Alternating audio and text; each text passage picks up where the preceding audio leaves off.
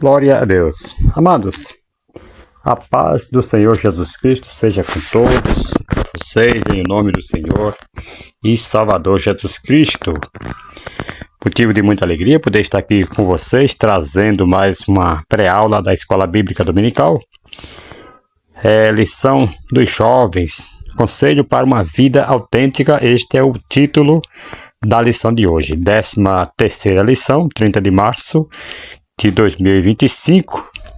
Nós vamos estar discorrendo aqui assuntos maravilhosos. Chegamos ao final do trimestre, janeiro, fevereiro e março, deste trimestre aqui dos jovens.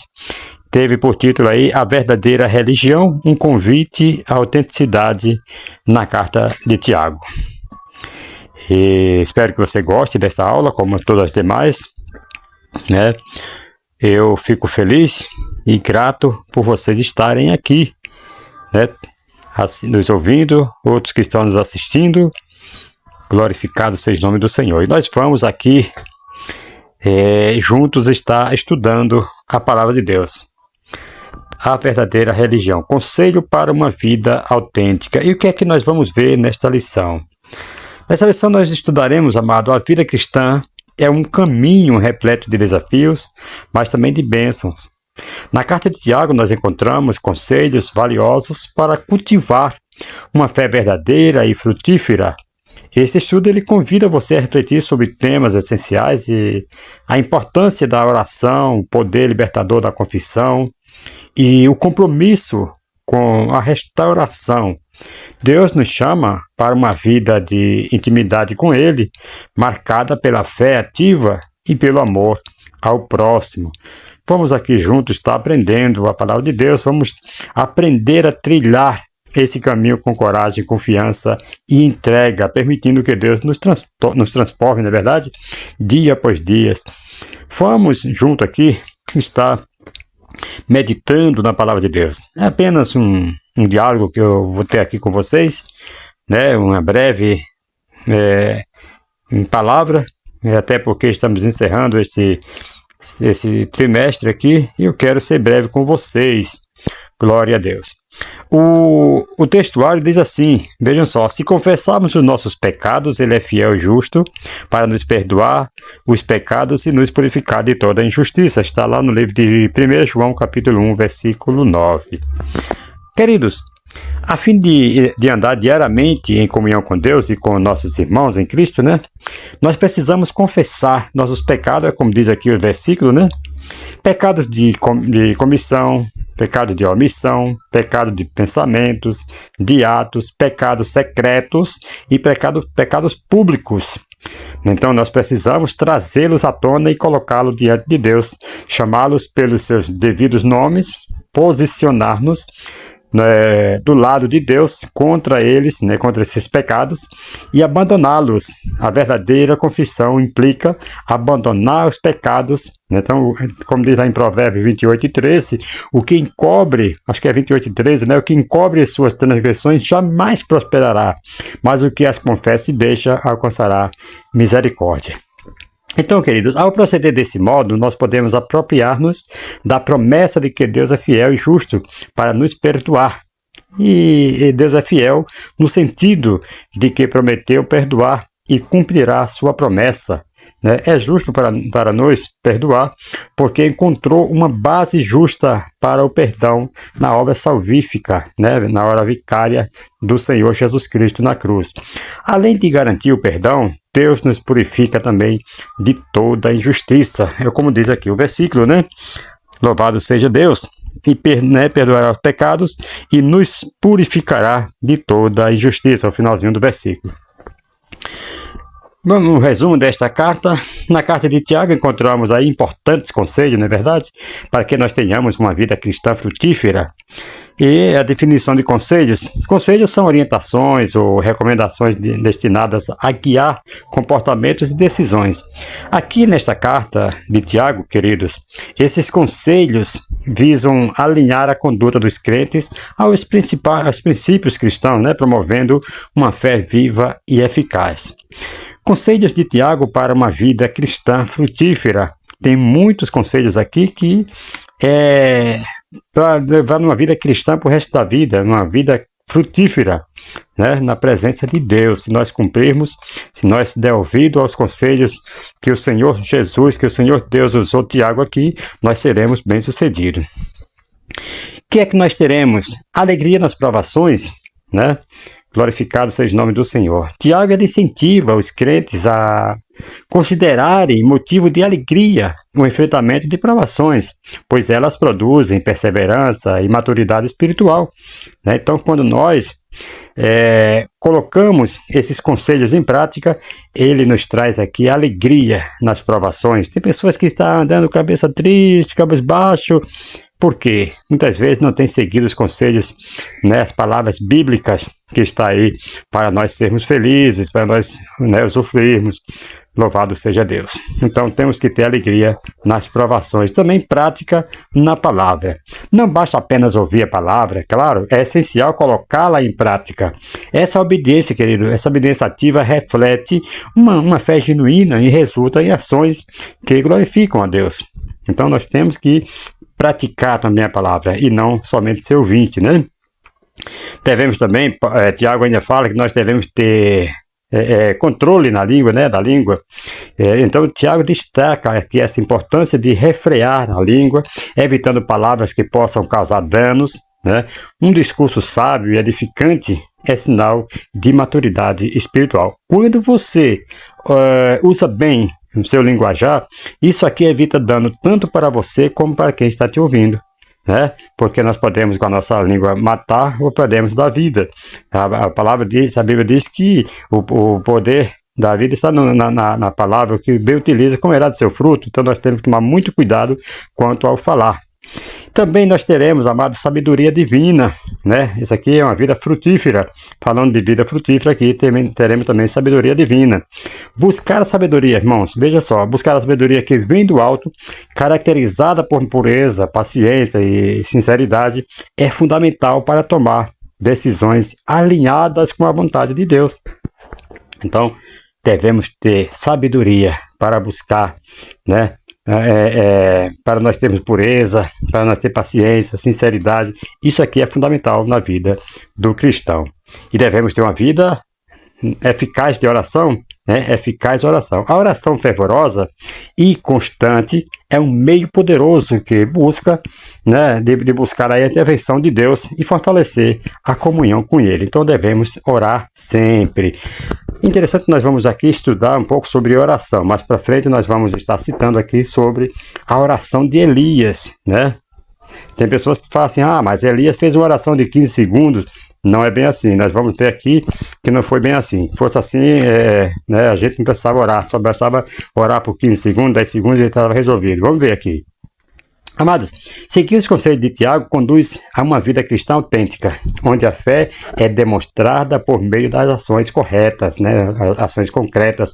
Essas coerências entre crença e prática resultam em frutos espirituais que evidenciam a transformação operadora, né, operada aí por Cristo na vida do cristão, na vida do crente. Glória a Deus. Eu quero já aqui pular a conclusão, pois nós tivemos aqui a introdução, né? Nós tivemos aqui uma breve introdução aqui que eu trouxe, mas eu já quero ir direto para o ponto 1 com vocês. Glorificado seja o nome do Senhor. Vamos para o ponto 1. É o primeiro tópico, a importância da oração, né? Vamos falar sobre a oração. Glória a Deus. Amados, 7 vezes nesse parágrafo aqui de Tiago. Vamos ler aqui um trechozinho aqui desse tópico, né? Tiago, ele deixa claro que a oração é uma resposta adequada para todas as situações da vida, sejam de aflição, sejam de alegria ou doença. A oração nos ajuda a manter uma conexão com Deus, permitindo que Ele intervenha e nos guie em todas as áreas da nossa vida. Glória a Deus. 7 vezes neste parágrafo, Tiago 5, versículo 13 ao 20, Tiago menciona a oração. Um cristão maduro é aquele que tem uma vida plena de oração diante das lutas da vida. Em vez de ficar amargurado, desanimado, reclamando, ele coloca a sua causa diante de Deus e Deus responde ao seu clamor. Continuando, as instruções aos seus leitores, né, que estavam sofrendo injustiça às mãos dos ricos, né, aqueles ricos opressores, Tiago orienta-os sobre a oração. Já os havia instruído a suportar pacientemente o sofrimento, aguardando a vinda do Senhor Jesus, como diz lá no capítulo 5, versículo 7 ao versículo 9. Então, os profetas e Jó serviam como modelo de perseverança, como diz o capítulo 5, versículo 10 e 11. Então, um profeta em particular, Elias, ele serve de incentivo à oração. Versículo 5, capítulo 5, versículo 17 e o 18. Vamos ver o que a Bíblia diz, né? Aqui em Tiago, capítulo 5, versículo 13 e o 14, né? Diz assim, ó, entre vocês há alguém que está sofrendo? Ó, é a pergunta que ele fala. Entre vocês tem alguém que está sofrendo? Que ore. Há alguém que se sente feliz? Que ele cante louvores. Entre vocês há alguém que está doente? Que ele mande chamar os presbíteros da igreja para que estes orem sobre ele e o unjam com óleo em nome do Senhor, né? Tiago 5, versículo 13 e o versículo 14. Com as três perguntas aqui dos versículos 12 e 13, Tiago aborda situações que sabe que ocorrem nas igrejas judaicas cristãs, as quais escreve, né, ali, entre sofrer, estar alegre e estar doente. São essas três perguntas que ele fala. Tem alguém sofrendo? Tem alguém alegre? Tem alguém que está doente? São situações, amados, situações comuns a todos os cristãos que acontecem no dia a dia, não é verdade? Vocês concordam? Orar e cantar são atitudes apropriadas para quem sofre, para quem está alegre e para quem está doente. Se seu estado físico assim permitir, provavelmente Tiago deseja corrigir, né, atitudes erradas de seus leitores, atitudes como a de murmuração. Talvez ele estava sofrendo, estava murmurando, talvez estava ali doente, estava reclamando, estava murmurando, né? Então são coisas aqui que Tiago ele está trazendo, né, para eles entenderem que eles estão errados agindo dessa maneira. Por isso que ele manda orar, manda chamar os presbíteros, manda louvar, né, ou manda buscar a Deus. Provavelmente Tiago deseja corrigir essas atitudes erradas de seus leitores.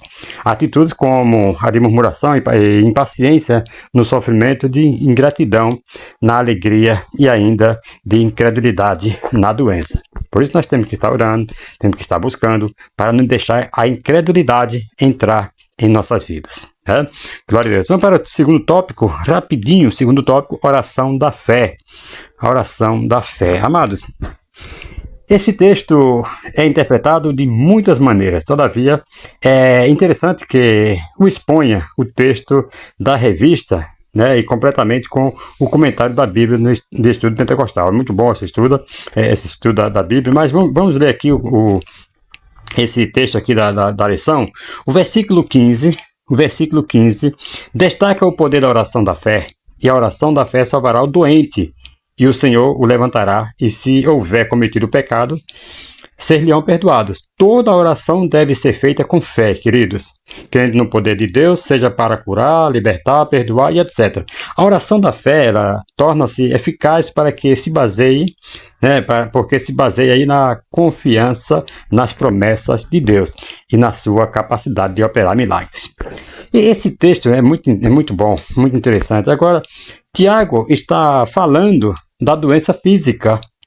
Em caso de doença, o crente deve pedir as orações dos presbíteros, ou dirigente da igreja, né? E é dever dos pastores e outros dirigentes da igreja orar pelos enfermos e ungí-lo com azeite, claro. O azeite, sem dúvida, simboliza o Espírito Santo e seu poder sanador. A unção com azeite estimula a fé, como diz lá em Marcos capítulo 6, versículo 13, por ali, acredito que seja. Né? Então, o que Tiago enfatiza como mais importante é a oração. Então, não é somente a unção, mas sim a oração. Que ele fala, a oração eficaz deve ser preferida com fé. Né? Que ele fala que a oração da fé salvará o doente. Para que haja o cura os enfermos, né? Dos enfermos, o Senhor concederá fé conforme a sua vontade. Outro ponto, nem sempre as pessoas são curadas. Todavia, o dever da igreja é continuar buscando o poder divino sanador por compaixão para com os enfermos e visando a glória de Deus. Deixa eu frisar aqui com vocês que a pessoa que está orando pelo enfermo deve ter compaixão para com os enfermos, né? Visando a glória de Deus. Tem pessoas que buscam, que estão orando, estão fazendo um papel, né, lógico, de orar, mas muitas vezes por medo de Deus, muitas vezes por uma obrigação, mas não tem compaixão para com os enfermos e nem visa a glória de Cristo. Nós temos que visar, tudo que fizer para o reino é visando a glória de Cristo, né? E parar de mimimi, querer glória para si, isto não opera o poder de Deus, né? Nós temos que fazer por compaixão dos enfermos, buscar evangelizar por compaixão das almas e não buscando nossos próprios interesses, não querendo aparecer, querendo ser melhor que os outros, assim como os discípulos estavam lá discutindo quem seria o maior, né? Então nós temos que diminuir e que Cristo cresça em nossas vidas. Vamos rapidinho para o subtópico 3, oração pelo próximo. Glória a Deus.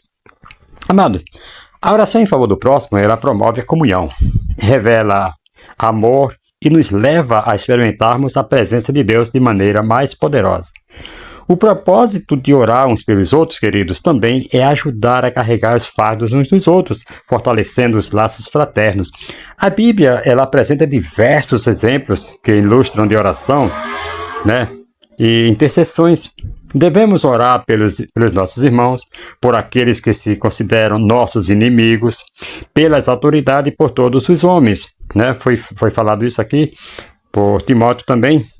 Veja que Jó falou, Jó intercedendo pelos amigos que o teriam, né?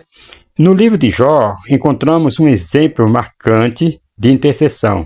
Após enfrentar intensas provações, Jó foi injustamente acusado e criticado por seus amigos. Ainda assim, Deus ordenou que Jó orasse por eles.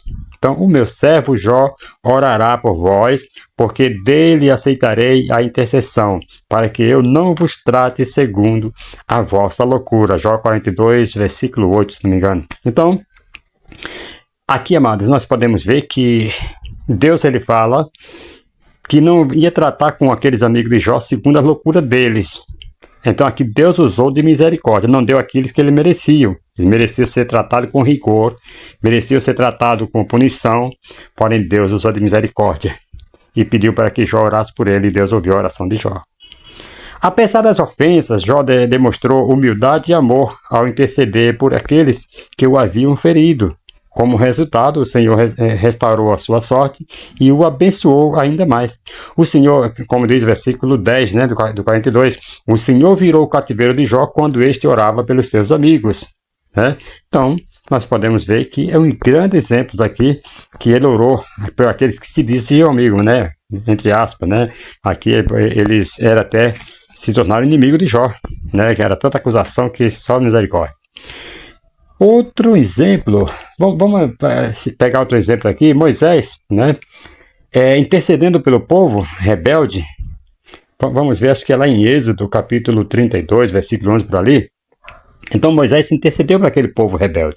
Moisés é outro exemplo de intercessão fiel quando o povo de Israel pecou gravemente ao construir aquele bezerro de ouro. Então Deus manifestou sua ira, mas Moisés clamou pelo povo. Vamos ver o que foi que Moisés disse.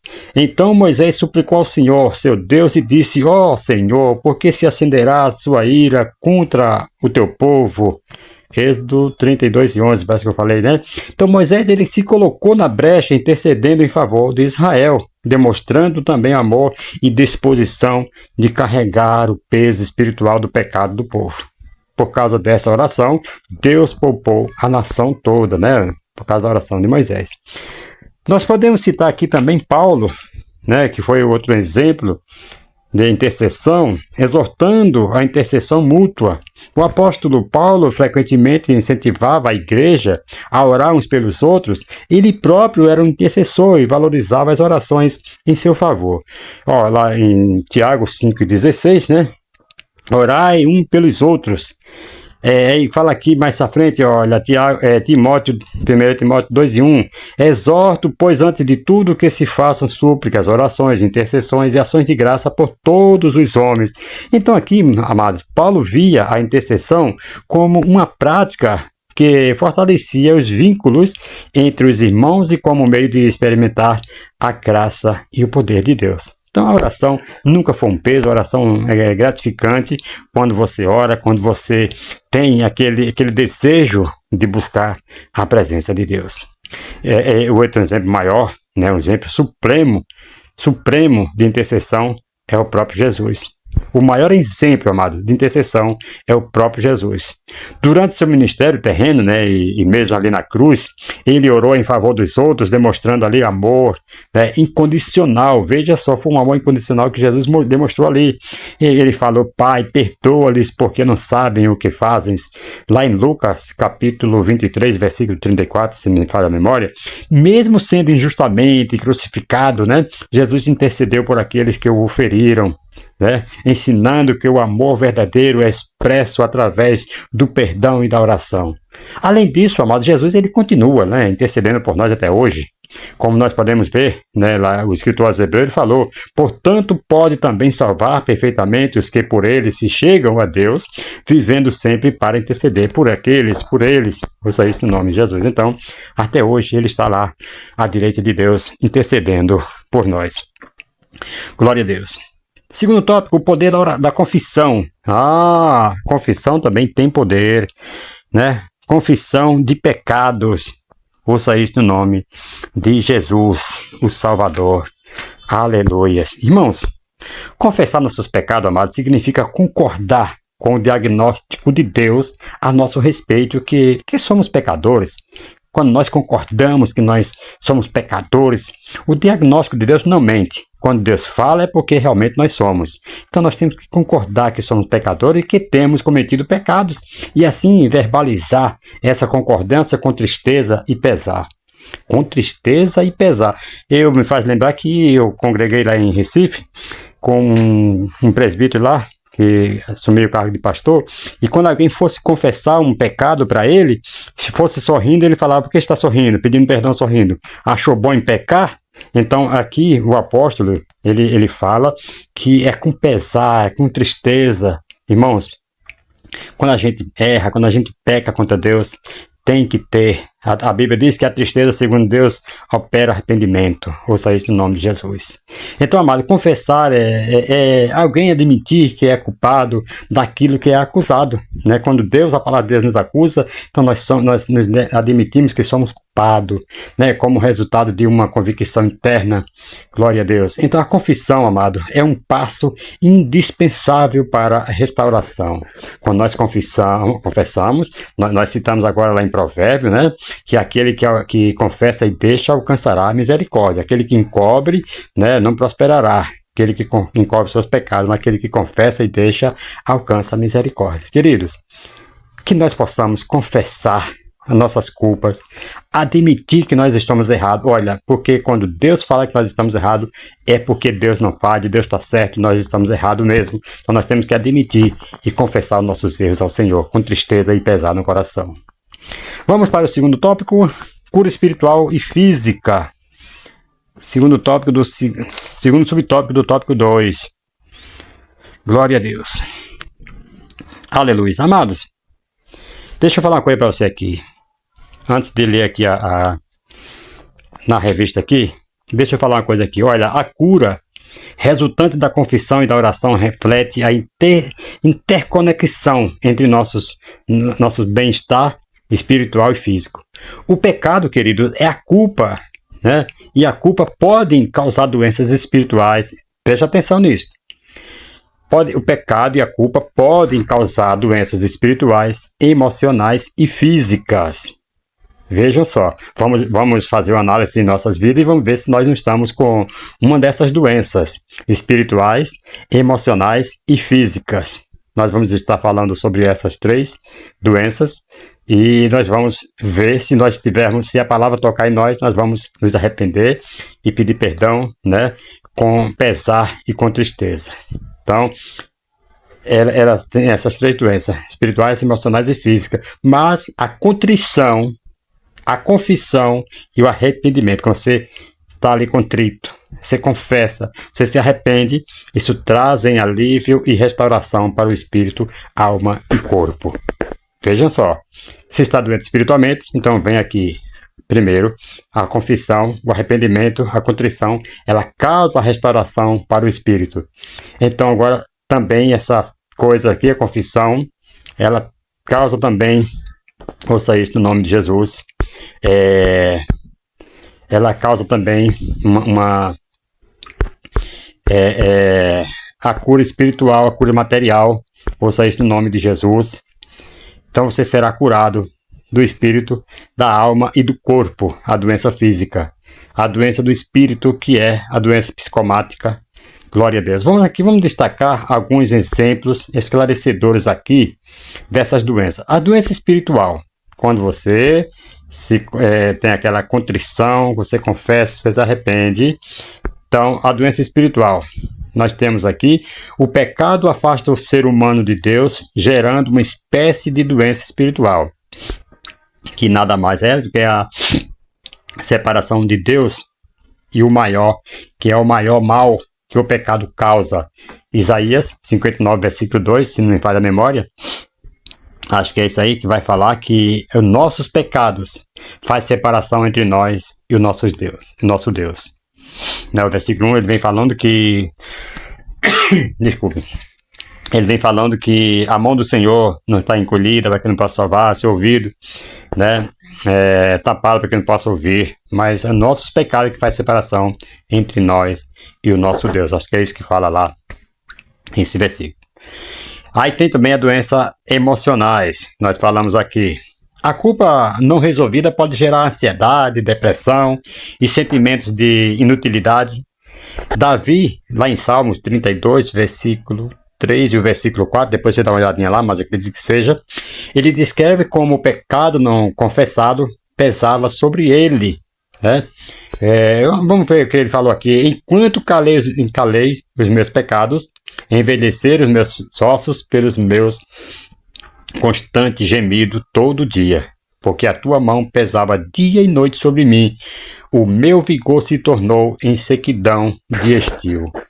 Veja só, então, pecado não confessado é uma doença nos ossos, ouça isso no nome de Jesus, é como se uma sequidão de estio. E agora, a doença física, vamos lá.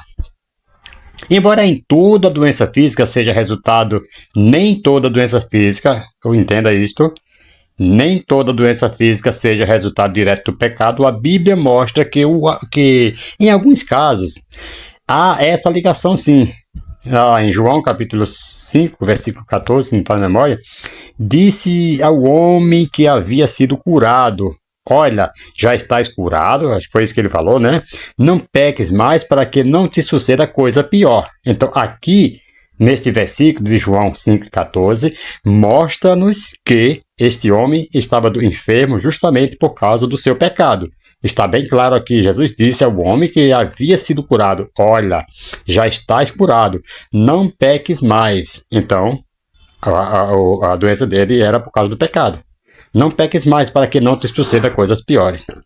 Isso sugere que o pecado pode ter consequências sim, consequências físicas e consequências drásticas na vida do homem quando ele não confessa, quando ele não é perdoado.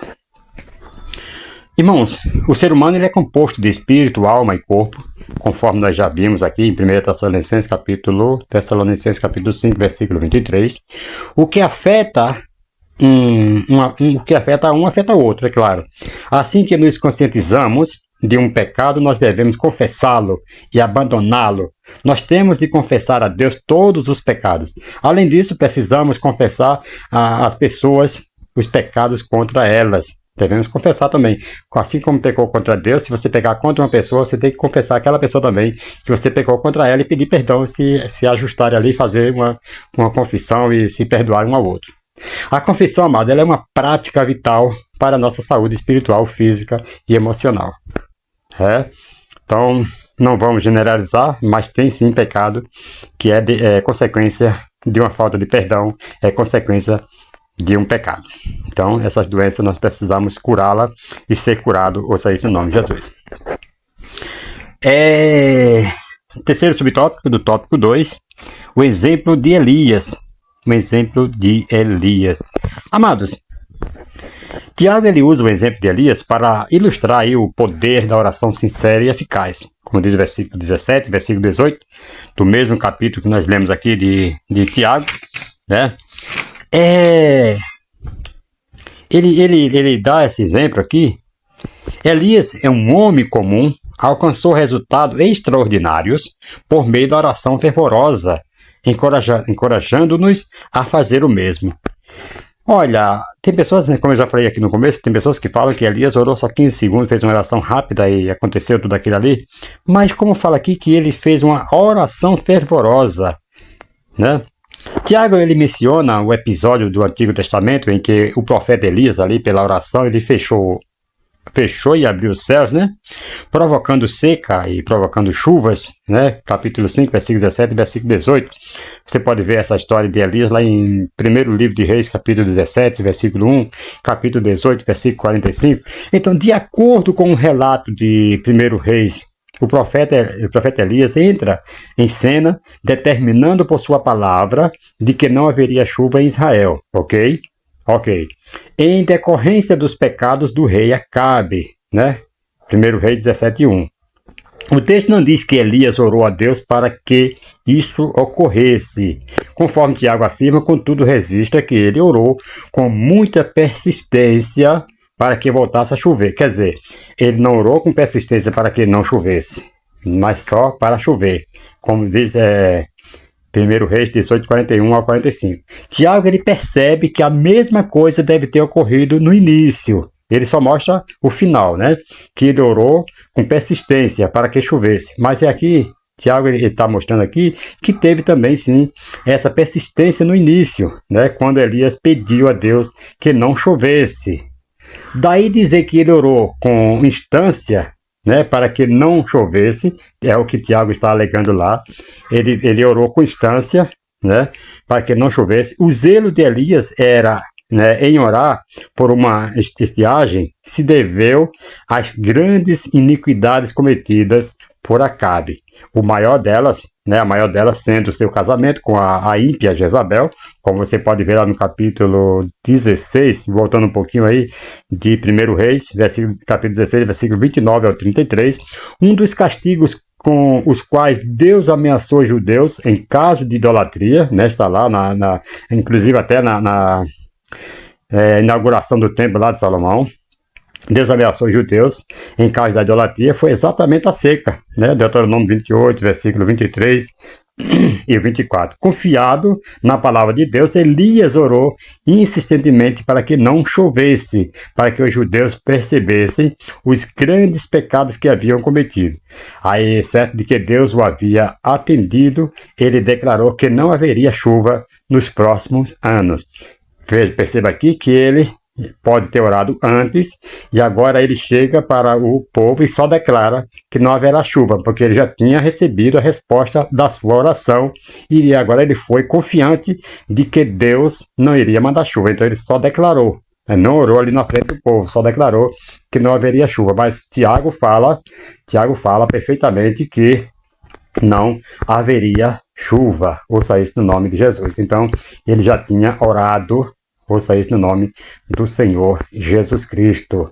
Glória a Deus. Amados, Tiago, ele frisa muito bem isto aqui. Ouça isso no nome de Jesus. Ele só declara ali, naquele momento, que não haveria chuva, porque ele recebeu, né, esta incumbência de falar com o povo, louvado seja o nome do Senhor, que não iria chover. Foi a resposta. Antes ele orou insistentemente, como diz Tiago, e depois ele só declarou àquele povo que nos próximos anos não haveria chuva. Você pode ver lá em 1 Reis 17:1. Aqui, Tiago deseja trazer encorajamento aos seus leitores na oração pela cura das suas enfermidades, ao dizer que Elias era homem semelhante a nós, talvez o pessoal tivesse desanimado para orar, né? Aí Tiago chega e fala assim, olha, não fica assim. Elias era homem, sujeito a mesmas paixões, era homem igual nós, né? Ouça isso no nome de Jesus. E sujeito ao mesmo sentimento, e o feito extraordinário do profeta não decorreu da sua perfeição ou plena santidade. Talvez pessoas estivessem se acusando, não sou digno, tal. Não, Elias era um homem também, tal, igual vocês, igual nós. Então aqui Tiago usa uma expressão que pode significar que Elias tinha sentimentos, experiências ou paixões similares aos nossos, né? A tradução Ara, né? Preferiu sentimentos. Já a tradução ARC, né? Seguiu paixões, né? Nessa palavra. E a tradução NVI, ela resumiu tudo no ponto central. Ele já fala, Elias era homem como nós.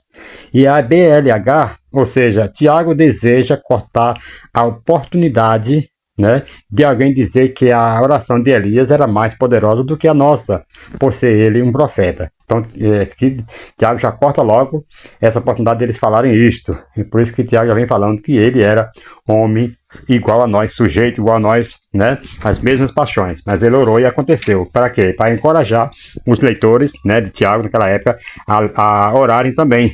Né? Então nós, mesmo com as nossas fraquezas, nós somos fortes quando damos lugar, né, a Deus, quando nós vivemos a palavra de Deus. Vamos aqui para o terceiro tópico, rapidinho, o tempo já está passando. Terceiro tópico, a responsabilidade da restauração, a busca dos que se afastaram. Glória a Deus. Queridos, a busca por aqueles que se desviaram exigem, eu falei isso aqui no começo, né? Daqueles que se desviaram exige compaixão e oração para ajudá-los a retornarem à fé. A responsabilidade, querido, com a restauração dos desviados, ela revela a importância de viver em unidade e estar ligado ao corpo de Cristo. Não adianta a pessoa estar fora do corpo de Cristo e querer ter compaixão, querer ajudar outro. Que se a pessoa está mal, como é que vai ajudar alguém que está mal, né? Os versículos finais da carta de Tiago nos dizem, veja o que diz lá em Tiago, capítulo 5, versículo 19, versículo 20. Ele fala, meus irmãos, se algum de vocês se desviar da verdade e alguém trouxer de volta, lembrem-se disso. Quem converte o pecador do erro do seu caminho, salvará a vida dessa pessoa e fará que muitíssimos pecados sejam perdoados. Aqui está a verdadeira sabedoria. Quando a Bíblia fala que quem ganha almas sábio não é só quem ganha lá uma pessoa lá no mundo, não, que nunca foi crente, não. É aqueles que ganham um irmão que está ofendido, que está magoado, que saiu da igreja. Este é sábio, porque ele foi com a palavra, foi com um jeitinho. E porque a Bíblia diz que é mais difícil, né? Lá em Provérbios fala que é mais difícil um irmão que já foi crente se converter ou aceitar do que uma cidade forte edificada. Então nós devemos tomar muito cuidado. Então esses são os sábios realmente que convencem um pecador, que convence um irmão que saiu da presença de Deus, e ele consegue trazer de volta este homem sábio. Mais uma vez, amados, Tiago, ele desperta nossa consciência, como já fez diversas vezes aqui, perguntando-nos, por exemplo, você acumula tesouro na terra? Segue padrões absolutamente honestos em seus negócios? Declara seus impostos corretamente? Vive cercado de luxo e não faz sacrifícios para que outros possam conhecer o Salvador? Quando peca contra outra pessoa, mostra-se disposto a pedir perdão a ela? Quando fica enfermo, procura primeiro o médico ou o Senhor? Ao ver um irmão cair em pecado, você o critica ou procura restaurá-lo? Tem muitas pessoas que essas perguntas aqui vai ficar gaguejando para responder, né? Mas que nós possamos atender ao chamado de Cristo e cumprir a palavra como ela quer que nós façamos. Em vez de criticar, ajudar. Né? Em vez de ficar emburrado com o outro, perdoar. Há sempre o perigo, irmãos, sempre o perigo de uma pessoa se desviar da verdade. Por isso convém atentarmos mais diligentemente para as coisas que ouvimos, para que em tempo algum nos desviemos delas, como diz o escritor aos Hebreus, capítulo 2, versículo 1. Então, o resultado desse desvio, amado, é pecado, possivelmente a morte, né? O resultado desse desvio da pessoa é pecado e possivelmente lá na frente é a morte. Às vezes a pessoa está tomando um caminho achando que está tomando um caminho certo e o final dele, a Bíblia diz lá em Provérbios, que é caminho que parece o homem ser bom, mas o final dele é a morte. Né? Nós podemos ver isso aqui em Tiago, capítulo 5, versículo 20. Então, o pecado na vida de um crente é pior do que na vida de um não crente. Por isso que eu falei aqui agora que é mais fácil uma cidade forte, edificada, né, se chegar a Cristo do que um irmão, um crente que se desviou. Né? Ouça isso no nome de Jesus. Segundo subtópico, a restauração dos que se desviaram. A restauração dos que se desviaram. Vamos lá. Glória a Deus. Amados, buscar e ajudar alguém que por algum motivo se afastou da comunhão é uma ação que tem implicações eternas, como diz o versículo 20 da leitura horas que nós fizemos, de Tiago 5. A responsabilidade de buscar e restaurar os desviados, amados, é de todos os membros da igreja e não somente dos pastores e líderes. Tem pessoas que falam assim, que os pastores visitem, que o pastor vá lá e pregue, que o pastor vá lá e convença ele a voltar. Não, isso aqui é um papel de todos os membros da igreja. Nosso, não é somente dos pastores e dos líderes, não. Certo? Veja o versículo 19, né, do capítulo 5 de Tiago. Descreve um irmão em Cristo que se desviou da verdade, tanto na doutrina quanto na prática. Outro irmão ora por ele com grande fervor e fé e com todo o amor, e converte do seu caminho errado e o traz de volta à comunhão dos seus irmãos e irmãs em Cristo. Eis aí um ministério de valor inestimável. Essa pessoa que tem esse dom de trazer uma pessoa. Isso é um ministério tremendo. Tem pessoas que só querem púlpito de igreja, só querem estar ali enfeitando púlpito, mas não querem fazer esse serviço. Por quê? Não, o irmão se desviou, que se vire e tal. Não é assim, não. Tem que ir lá com jeitinho, né? Não acusar, não criticar, mas pregar Cristo, mostrar. Pregar Cristo não, que ele já conhece, né? Mas com jeitinho ganhá-lo ele para trazer de volta para a igreja. Em primeiro lugar, ele salvará o irmão desviado da morte, né? Daquela morte prematura sob a mão disciplinadora de Deus, né? Em segundo lugar, cobrirá a multidão de pecados que serão perdoados e esquecidos por Deus. Também serão perdoados pelos outros cristãos. Precisamos desse ministério hoje. Em nosso zelo por evangelizar os perdidos, talvez nós deixamos de dar atenção suficiente às ovelhas de Cristo que saíram do aprisco. A responsabilidade de buscar e restaurar os desviados é de todos os membros da igreja, não apenas dos pastores e líderes, como eu já falei aqui. Esse ministério, descrito em Tiago, capítulo 5, versículo 19 e versículo 20, tem implicações eternas tanto para o desviado quanto para a igreja. Ouça isso no nome de Jesus. Terceiro subtópico, a responsabilidade da igreja. A responsabilidade da igreja. Irmãos, quando nos envolvemos ativamente na igreja local, nós contribuímos para a saúde e o bem-estar espiritual de todos os seus membros. A igreja ela é o corpo de Cristo, onde cada membro tem um papel vital a desempenhar. E juntos nós podemos cumprir a missão de Deus de maneira mais eficaz. O corpo de Cristo, amado, ele é formado pela unidade e pela diversidade. Paulo ele nos ensina que, embora sejamos muitos membros, somos um só corpo. Lá em 1 Coríntios, né, capítulo 12, se não faz memória, versículo 12 ao 27. Olha, e cada um de nós tem uma função única e insubstituível. Quando negligenciamos nosso papel, não estamos apenas falhando individualmente, mas afetando todo o corpo. Imagina o impacto de um membro do corpo humano que se recusa a funcionar. Esse gira dor e disfunção e limitação. Então, se você tem uma perna, uma das suas pernas, né, ela é afetada com a dor, você não pode movê-la, ela está doendo demais.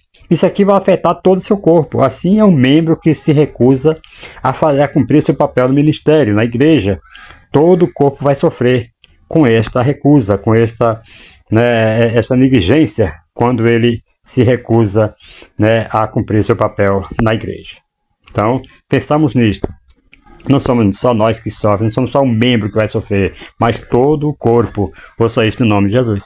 E esta lição aqui de Tiago é uma lição que nós devemos, né, colocar em prática todos os dias, não visando só o nosso bem, mas o bem do corpo inteiro. Não visando o bem de um corpo individual, de um membro individual, mas o corpo inteiro. A missão da igreja, irmãos, ela está atrelada ao cumprimento do mandato de Cristo, que é ir e fazer discípulos de todas as nações, como diz lá em Mateus, né, capítulo 28. Depois vocês procuram aí, capítulo 28, versículo 19 e o 20.